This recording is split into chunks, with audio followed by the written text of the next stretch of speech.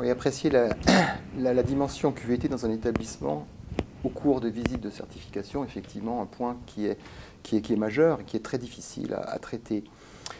Pour ma part, je poserai la question de l'état des lieux initial. Comment a-t-il été fait? Y a-t-il eu débat? Sur quoi a-t-il porté?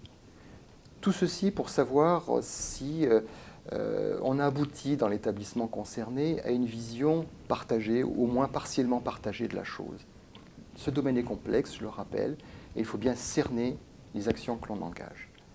Donc cette convergence des représentations me paraît essentielle dans ce domaine. Et c'est ce critère qui est déterminant quant à la réussite de la dynamique qui peut être engagée. Les voies d'abord de la QVT sont très divers.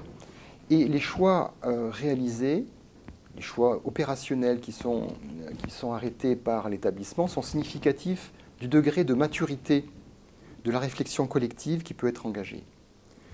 Ce qui me paraît être vraiment essentiel en matière de QVT, le fin du fin, c'est que le travail lui-même soit réellement mis en débat dans un contexte, on le sait, où les collectifs se délitent et où les tensions au travail augmentent quelquefois dangereusement. La question de la régulation des groupes doit être une réflexion aboutie qui doit être posée, de même que la qualité perçue par le salarié de son travail lui-même.